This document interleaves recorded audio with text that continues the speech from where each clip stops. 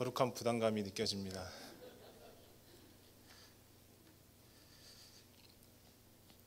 지난 송구영신 예배 때 올 한 해에 2016년도에 말씀을 나의 말씀을 정하는 시간이 있었습니다. 그런데 그 시간은 저에게 있어서 정말 충격적인 그런 시간이었는데요.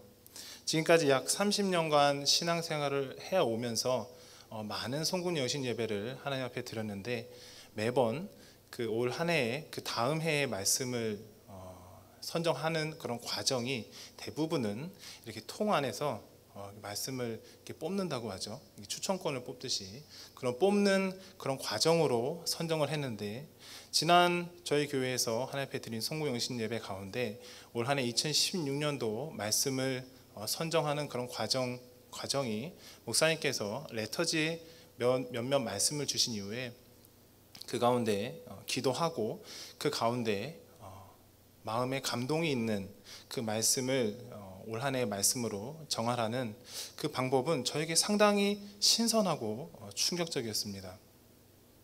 이미 이제 눈치가 빠르신 분은 아시겠지만 오늘 우리가 함께 읽고 묵상한 잠언 22장 4절 말씀이 제 올 한 해의 말씀입니다. 겸손과 여호와를 경외함의 보상은 재물과 영광과 생명이니라.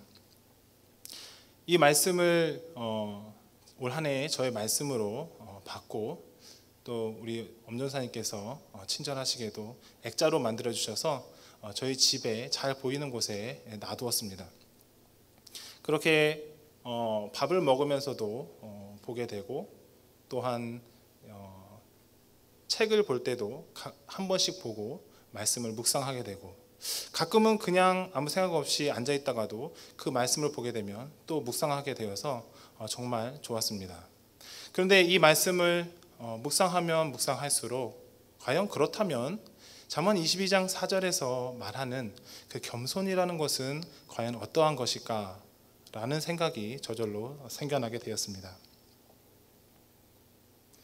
사실 잠언 22장 4절 말씀은 어떠한 은유적인 표현을 가지고 있거나 또한 심오한 철학을 내포하고 있거나 또한 신학적인 그런 내용을 담고 있지는 않습니다. 그 문자 그대로 겸손과 여호와를 경외함의 보상은 재물과 영광과 생명이라는 아주 단순하고 문자적인 그런 말씀입니다.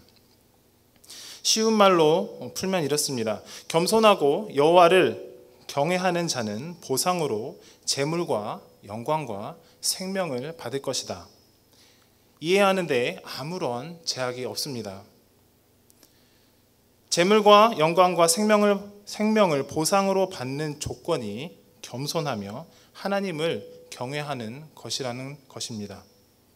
그런데 잠언 22장 4절에서 언급되어지고 있는 그 겸손이 우리가 흔히 알고 있고 사용하고 있는 그러한 겸손의 의미와 같은지에 대해서도 한번 생각해 보았습니다. 우리가 흔히 알고 있고 사용하는 겸손이라는 단어는 인격적인 성숙에서 비롯된 인간의 한 성향, 즉 남을 존중하고 자기를 내세우지 않는 태도만을 말하고 있는 것인지 아니면 또 다른 의미에서 겸손을 말하고 있는지에 대해서 깊이 생각해 보게 되었습니다. 원어인 히브리어 성경을 보게 되면 우리말 성경과 단어의 순서가 다른 것을 발견할 수 있습니다. 우리말 성경에는 문법의 부드러움을 위해서 겸손과 여호와를 경외함이 앞으로 나와 있지만 원어인 히브리어 성경에 보게 되면 보상, 보응을 뜻하는 에케브가 문장 맨 앞에 나와 있고 그 뒤에 겸손을 뜻하는 아나바라는 단어가 나와 있으며 그리고 그 뒤를 이어서 제가 잘못했습니다. 경외함을 뜻하는 이르아가 나오며 문장 정 가운데 하나님을 가리키는 단어인 에호바가 나오고 있습니다. 따라서 경외함과 겸손 그리고 보상인 재물과 영광과 생명 모두가 하나님 안에서 하나님 중심으로 해석되어져야 합니다. 그러므로 잠언 22장 4절에 나오는 겸손은 우리가 흔히 알고 있는 남을 존중하고 나를 낮추며 나를 나보다 낮게 여기는 그러한 일반적인 겸손을 의미하는 것이 아니라 바로 하나님 앞에서 하나님 안에서 겸손한 것을 의미하고 있습니다. 그렇다면 하나님 앞에서 겸손한 사람은 어떠한 특징과 삶의 모습을 가지고 있을까요? 첫 번째 특징은 우리가 가지고 있는 세상적인 모든 조건들, 흔히 요즘 젊은이들이 말하는 그런 스펙들, 그 모든 것들을 해로 여기고 그러한 것들을 배설물로 여기는 것입니다. 빌립보서 3장 8절부터 9절 말씀입니다. 또한 모든 것을 해로 여김은 내 주 그리스도 예수를 아는 지식이 가장 고상하기 때문이라. 내가 그를 위하여 모든 것을 잃어버리고 배설물로 여김은 그리스도를 얻고 그 안에서 발견되려 함이니 내가 가진 의는 율법에서 난 것이 아니요 오직 그리스도를 믿음으로 말미암은 것이니 곧 믿음으로 하나님께로부터 난 의라. 사도 바울은 그가 가진 모든 세상적인 조건, 흔히 말하는 스펙을 해로 여길 뿐만 아니라 더 나아가서 배설물로 여긴다고 고백하고 있습니다. 또한 그가 그의 인생에서 가장 귀하게 생각하는 것은 그가 가진 스펙이나 조건이 아니고 바로 예수 그리스도를 아는 그 지식임을 말씀을 통해서 증언하고 있습니다. 사랑하는 성도 여러분, 사도 바울이 어떠한 인물입니까? 사도 바울은 다메섹 도상에서 부활하신 예수 그리스도를 만나기 이전에 사울이라는 이름을 가지고 그리스도를 믿는 하나님의 백성들을 감금, 체포, 심지어 필요하다면 살인까지 하는 폭도였습니다.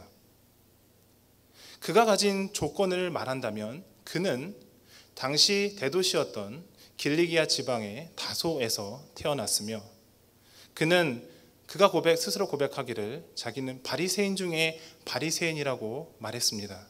다시 말해서 그는 날 때부터 바리새인이었던 것입니다. 당시 바리새인이라고 불려진 바리새파는 당시 유대 사회에서 존경받는 흔히 말하는 뜨고 있는 그런 세력이었습니다. 율법의 엄중한 교육을 받고 바리새인 중에 바리새인으로 살아온 바울은 그뿐만 아니고 그는 날 때부터 로마의 시민권자였습니다. 당시 지중해의 패권을 장악했던 로마 제국은 자신들의 제국의 시민들에게 로마 시민권을 부여했는데요. 당시 로마 시민권은 오늘날 미국 시민권이 상당한 가치를 가지고 상당한 힘을 가지고 있지만 오늘날 미국의 시민권보다 10배 이상의 힘과 가치를 가지고 있는 것이 로마의 시민권이었습니다. 로마의 시민권을 얻기 위해서는 바울과 같이 날 때부터 바로 자신의 부모가 로마의 시민권을 가지거나 혹은 로마에 혁혁한 공을 세워서 그 공을 인정받아서 시민권을 부여받는 방법과 부정한 관리에게 돈을 많이 줌으로써 로마의 시민권을 얻을 수 있었습니다. 그런데 그 가운데 가장 고귀하고 가치 있는 시민권은 날 때부터 시민권을 가지고 태어난 바로 로마의 시민이었습니다. 따라서 바울은 당시 최고의 시민권인 로마의 시민권을 날 때부터 받은 사람으로서 그가 가진 로마의 시민권은 참 가치 있고 고귀한 것이었습니다. 뿐만 아니고 그는 당시 최고의 석학들만 모여서 공부한다는 가말리엘 문화에서 공부한 수재였습니다. 그러므로 길리기아 다소 대도시에서 유복한 가정 가운데 부유한 가정 가운데 태어난 바울은 당시 최고의 스펙인 가말리엘 문화에서 공부를 했으며 그 누구도 함부로 가질 수 없다는 로마의 시민권을 가진 흔히 말하는 오늘날 젊은 사람들이 말하는 엄친아였습니다. 하지만 바울은 그 모든 조건들을 해로 여기고 배설물로 여긴다고 고백하고 있습니다. 이유인즉슨 그러한 조건과 그러한 조건과 스펙들이 온전히 예수 그리스도를 믿고 이 땅에서 살아가는 그 그리스도인들에게 전혀 도움이 안 된다는 것이기 때문이었습니다. 제가 참 좋아하고 사랑하는 한 교회가 있습니다.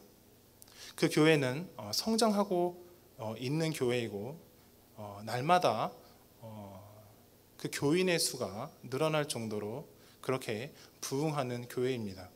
그런데 그 교회의 모습 가운데 한 가지 제가 언제나 의아한 점이 있습니다.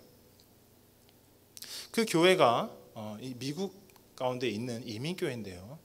그 교회에 한글 학교가 있는데 그 한글 학교의 그 교사들의 양력을 이렇게 써놓은 그 홈페이지를 제가 확인했습니다.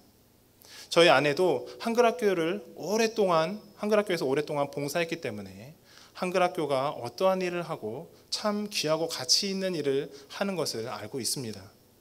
그런데 한 가지 제가 의아했던 것은 그 어린 아이들을 가리키는 그 한글 학교 교사들의 양력 가운데 꼭 대학교의 이름을 넣는 것이었습니다. 그런데 대학교의 이름을 넣는 것까지는 괜찮았는데 그 대학교의 순서를 제가 찬찬히 살펴보았는데 쉽게 말해서 흔히 말하는 스카이대부터 시작해서 차례대로 서울부터 시작해서 서울교회, 그다음에 서울에서 좀 더 나간 학교, 그 순서대로 학교가 가고 있는 것을 제가 발견하게 되었습니다. 우연치고는 너무나도 그 질서가 너무나도 명확함을 제가 확인할 수 있었습니다. 도대체 왜 일반 사립학교에서 아이들을 가리키는 교사의 양력 가운데 교사의 학력을 써놓지 않는데 왜 한글 학교 그 어린 아이들의 한글을 가리키는데 굳이 그 교사들의 그 학력 사항을 그것도 흔히 말하는 명문대 순으로 그렇게 배치해 놨는지 도무지 모르겠습니다. 혹 그 마음 가운데 그 학교들 본인이 소속되어 있는 그 한글 학교가 다른 한글 학교와는 다르게 일종의 명문대 스펙을 가지고 있는 교사들로 배치되어 있다는 그 마음이 조금이라도 있다면 그것은 하나님 앞에서 잘못된 것일 것입니다. 사랑하는 성도 여러분, 우리가 그리스도인으로서 이 땅을 살아감에 있어서 우리가 온전히 자랑해야 될 것은 사도 바울이 고백한 대로 우리가 예수 그리스도를 믿는 그 믿음의 의밖에 없음을 우리가 우리 마음속에 간직하기를 간절히 소망합니다. 우리가 가진 조건과 우리가 가진 흔히 말하는 그런 스펙들이 결코 우리가 이 땅에서 그리스도인으로서 살아감에 있어서 우리의 자랑이 될 수 없습니다. 우리의 의가 될 수 없습니다. 하나님께서 우리를 의롭다고 여기신 이유는 우리가 예수 그리스도를 주로 고백하며 그 부활하신 그 예수 그리스도를 우리가 믿음으로써 우리가 하나님 안에서 선물로 의인이 되었습니다. 따라서 그것마저도 사실은 우리의 자랑이 될 수 없지만 하나님께서 그 일을 우리로 하여금 자랑케 하셨기 때문에 우리는 이 땅 가운데 살아감에 있어서 오직 우리의 삶의 모습에서 나타나는 예수 그리스도의 모습만을 우리의 자랑으로 삼아야 합니다. 두 번째로 알아볼 하나님 앞에서 겸손한 삶을 살아가는 사람의 특징은 오래 참음으로 하나님께서 정하신 때를 믿음의 눈으로 바라보는 것입니다. 얼마 전 독실한 기독교 가문에 시집을 간 불신자 며느리의 간증을 들었습니다. 그 내용인즉슨 이렇습니다. 아주 신실하고 독실한 기독교 가문이 있었는데 어느 날 그 집의 아들이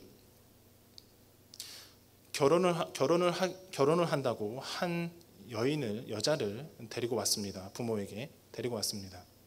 그런데 문제는 그 여자가 믿지 않는 불신자였습니다.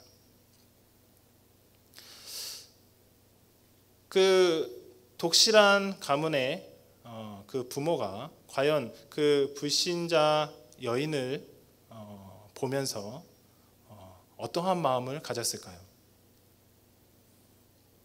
그 부모가 그 여인에게, 그 여자에게 이렇게 말했다고 합니다. 우리는 인생 가운데 단 한 번도 내 아들이 예수 그리스도를 믿지 않는 여자와 결혼할 것이라고 생각해 본 적이 한 번도 없다.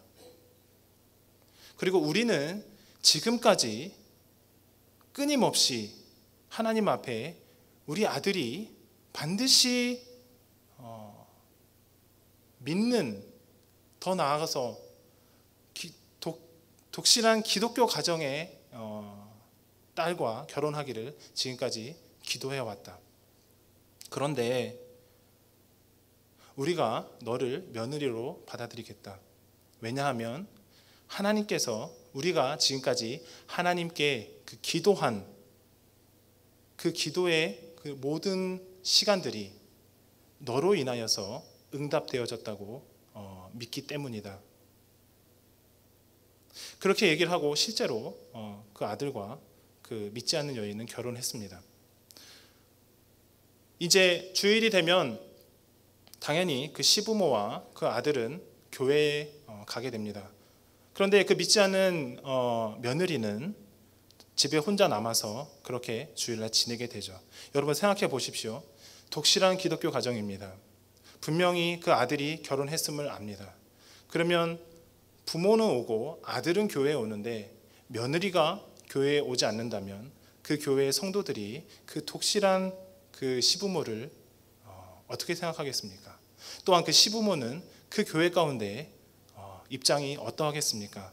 상당히 난처하겠죠.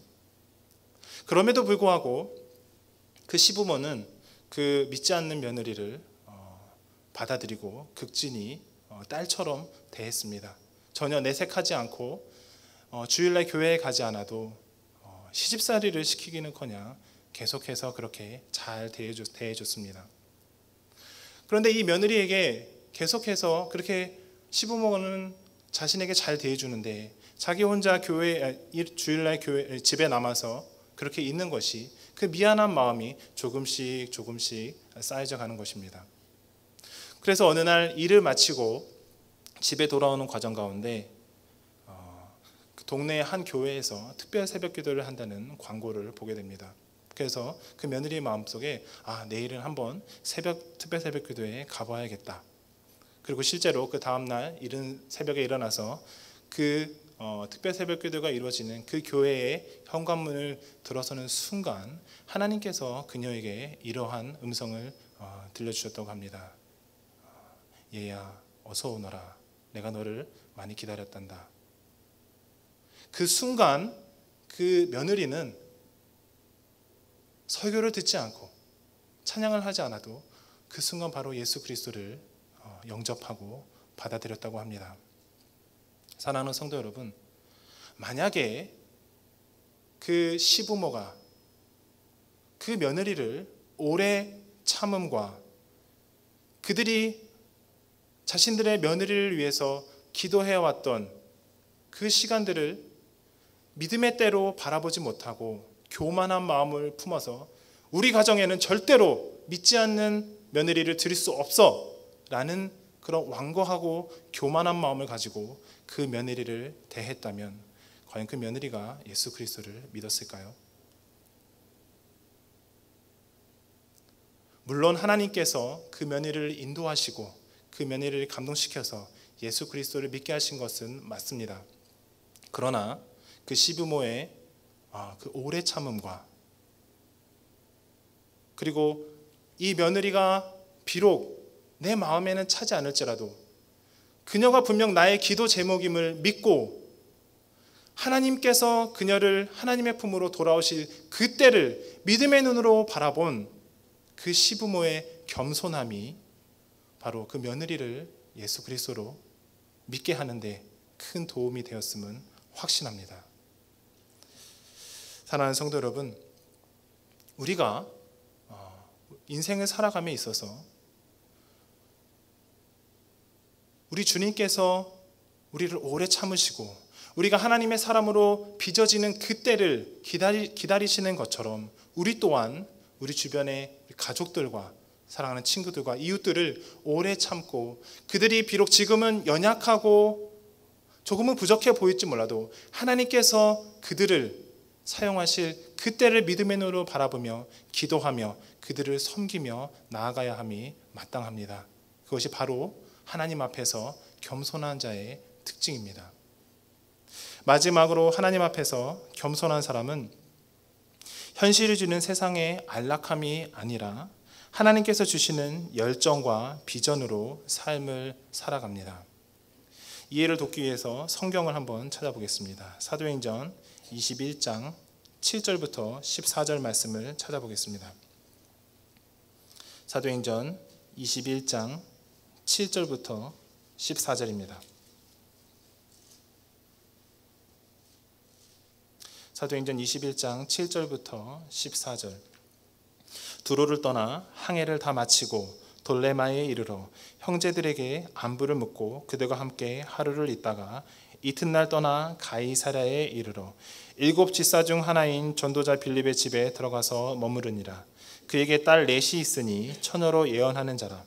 여러 날 머물러 있더니 아가보라 하는 한 선지자가 유대로부터 내려와 우리에게 와서 바울의 띠를 가져다가 자기 수족을 잡아매고 말하기를 성령이 말씀하시되 예루살렘에서 유대인들이 이같이 이 띠 임자를 결박하여 이방인의 손에 넘겨주리라 하거늘 우리가 그 말을 듣고 그곳 사람들과 더불어 바울에게 예루살렘으로 올라가지 말라 권하니 바울이 대답하여 여러분이 어찌하여 울어 내 마음을 상하게 하느냐 나는 주 예수의 이름을 위하여 결박당할 뿐 아니라 예루살렘에서 죽을 것도 각오하였노라 하니 그가 권함을 받지 아니하므로 우리가 주의 뜻대로 이루어지이다 하고 그쳤노라.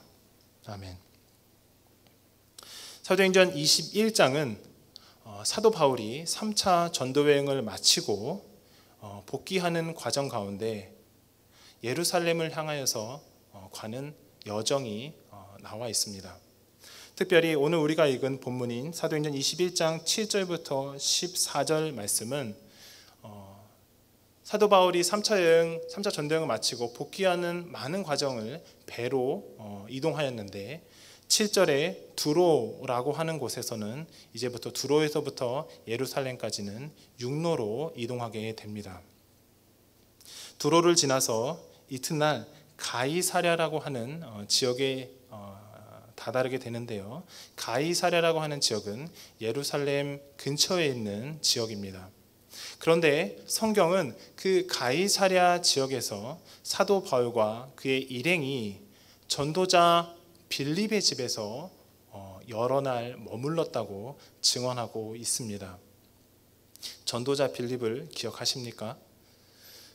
전도자 빌립은 초대교회 7 집사 가운데 한 명으로서 사도행전 8장에서 초대교회에 큰 박해가 있었을 때에 성도들이 사마리아 성 곳곳으로 흩어져서 복음을 전하는 그런 과정이 나오게 됩니다. 그 과정 가운데 하나님께서는 전도자 빌립의 그 전도함, 복음을 전파하는 것을 상세히 기록하고 있습니다. 사도행전 8장으로 한번 가보겠습니다. 사도행전 8장 1절부터 제가 한번 읽어보겠습니다. 그날에 예루살렘에 있는 교회에 큰 박해가 있어 사도 외에는 다 유다와 사마리아와 모든 땅으로 흩어지니라. 경건한 사람들이 스데반을 장사하고 위하여 크게 울더라. 사울이 교회를 잔멸할세 각 집에 들어가 남녀를 끌어다가 옥에 넘기니라. 그 흩어진 사람들이 두루 다니며 복음의 말씀을 전하세 빌립이 사마리아 성에 내려가 그리스도를 백성에게 전파하니. 유대 사회에 있어서 사마리아에 사는 사마리아인들은 동물보다 못한 취급을 받았습니다. 이유인즉슨 사실 유대인들과 사마리아에 사는 사마리아인들은 한 이스라엘 민족이었지만 사마리아에 있는 북이스라엘이 포로가 되었고 이방인들과 피가 섞임으로 인해서 유대인들은 절대로 사마리아인들을 자신의 동족으로 인정하지 않았습니다. 오히려 동물보다 못한 인간들로 치부했습니다. 그 증거로 예루살렘에서 갈릴리까지 가는 길이 직선으로 가면 사마리아를 관통하게 되는데 그들과 상관하고 싶지 않았기 때문에 예루살렘에서 삥 돌아서 갈릴리까지 가는 것이 일반적인 상식이었습니다. 그런데 전도자 빌립 지사는 그 사마리아 성에 가서 지금 복음을 전하고 있습니다. 자신의 선입견과 자신의 민족이 갖고 있는 악한 생각을 버리고 순수하게 하나님의 복음을 사랑하고 열정적으로 하나님의 말씀을 사마리아인들에게 전하며 또한 그것 가운데 하나님의 놀라운 능력이 임했음을 사도행전 8장은 증언하고 있습니다.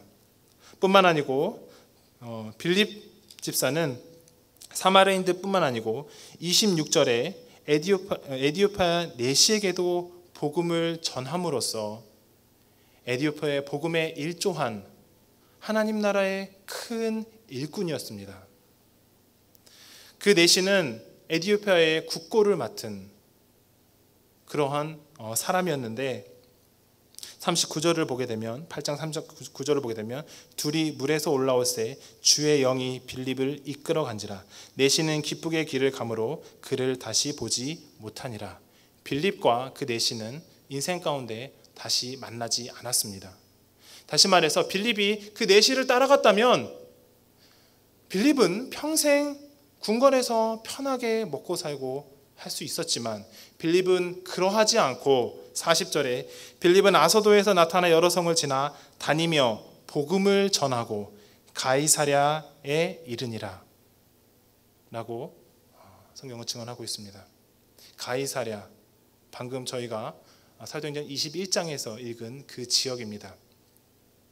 다시 말해서 사도행전 8장과 사도행전 21장은 약 25년에서 30년의 실제 시간이 존재하는데요. 전도자 빌립은 사도행전 8장에 그 사역을 마치고 가이사랴에 가서 그곳에서 정착한 이후에 약 25년 동안 그 가이사랴에서 지냈던 것입니다. 다시 사도행전 21장을 가게 되면은 그곳에서 빌립은 어떻게 지냈을까요? 빌립이 어떻게 지내고 있는지에 대한 구체적인 그런 상황은 성경에서 언급되고 있진 않지만 사도행전 21장의 상황을 천천히 잘 묵상하고 읽어보면 빌립이 어떠한 상황에 있는지 잘 알 수 있습니다. 지금 빌립의 집에는 빌립과 아직 결혼을 하기 전인 처녀인 4명의 딸이 있습니다.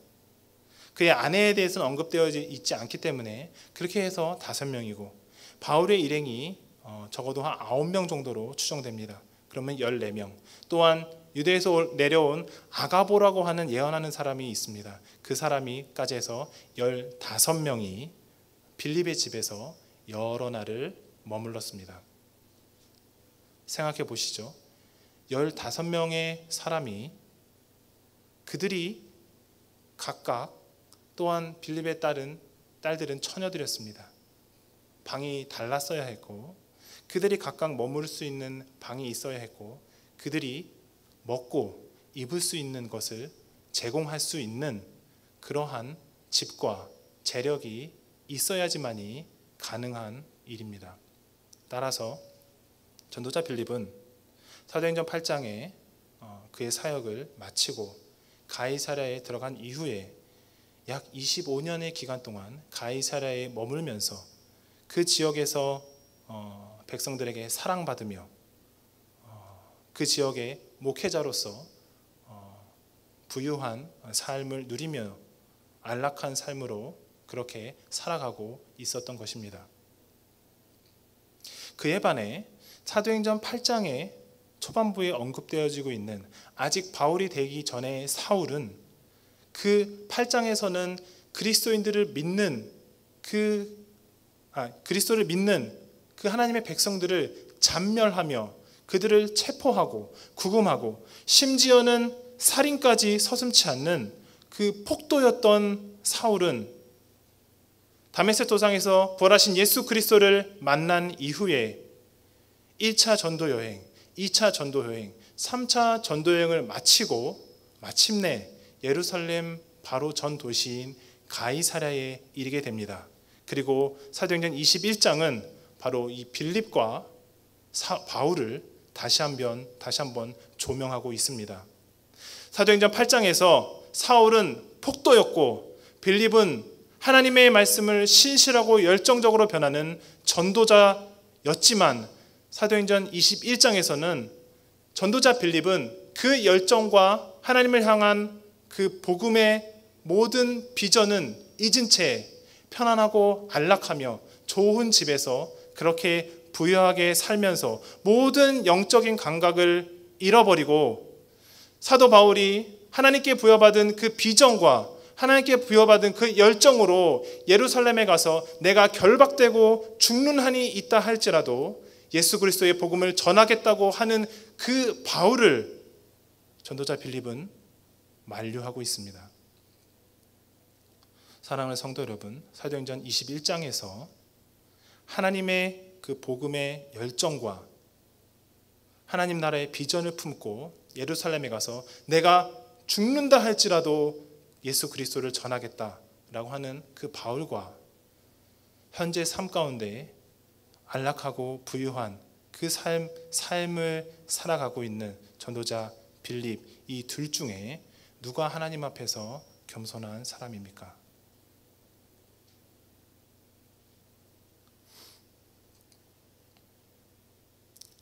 사랑하는 성도 여러분, 우리가 이 땅에서 안락하고 하나님 안에서 평안하며 이 땅의 것들을 누리면서 사는 것이 하나님 앞에서 죄악된 것은 아닙니다.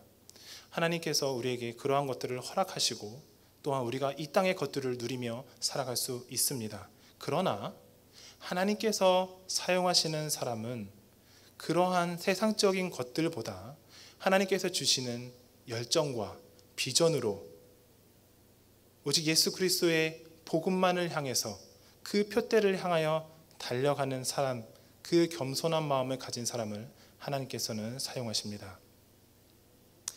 우리의 구원은 예수 그리스도를 믿음으로 그 즉시 이루어지지만 하나님 안에서의 겸손은 일순간 이루어지지 않습니다. 그 겸손은 하나님의 말씀을 묵상하고 기도를 통해서 오랜 기간 동안 우리의 삶을 통해서 우리의 삶 가운데 이루어져 갑니다. 20년, 30년 동안 신앙생활을 해왔지만 여전히 자신의 조건과 스펙을 자랑하고 그것으로 자신의 영적 성숙을 막으며 뿐만 아니고 다른 사람에게 상처를 주는 교만한 사람이 있는가 하면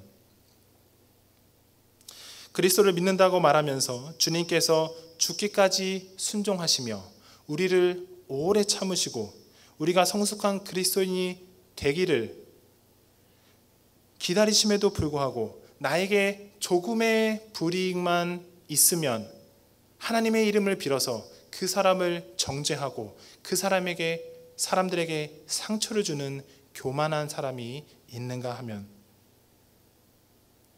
이 땅에서 그리스도를 전해야 하는 그리스도인의 사명을 알고 있음에도 불구하고 세상이 주는 안락함과 안일함으로 복음을 전하는 사역에는 관심조차 없이 영적인 눈이 멀어서 삶 가운데 복음과 하나님의 나라에 관해서 열정은 고사하고 아무런 느낌조차 없이 살아가는 교만한 사람들도 있습니다.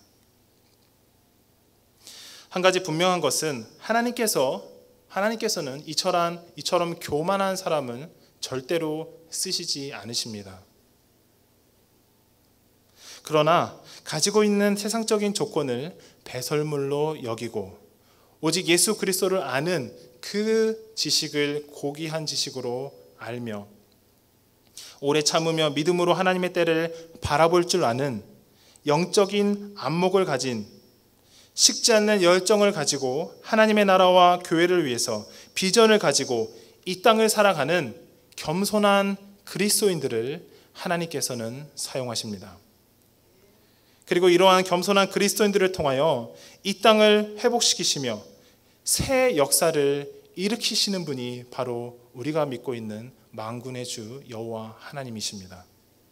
이것은 단지 사도 바울에게만 국한되어 있는 것이 아닙니다.